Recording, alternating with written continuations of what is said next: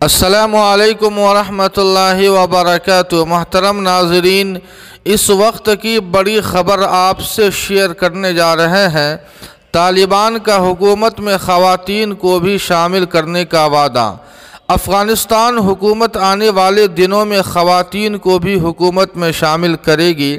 طالبان کے ترجمان ذبیح اللہ مجاہد نے یہ بات کہی ہے۔ جی ہاں ناظرین، آپ کو بتلا دیں کہ افغانستان حکومت آنے والے دنوں میں خواتین کو بھی حکومت میں شامل کرے گی۔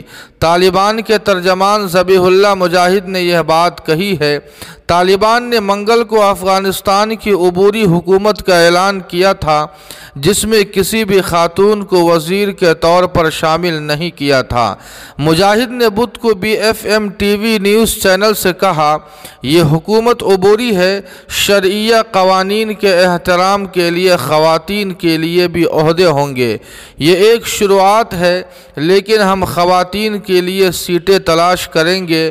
وہ حکومت کا حصہ ہو سکتی ہے، یہ دوسرے مرحلے میں ہوگا۔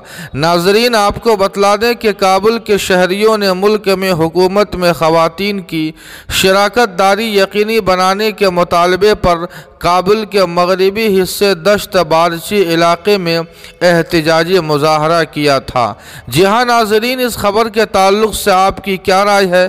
کمنٹ کر کے ہمیں ضرور بتائیں۔ ویڈیو کو لائک اور شیئر کر دیں اور قاسمی GK کو سبسکرائب کرنا نہ بھولیں۔ والسلام علیکم ورحمۃ اللہ۔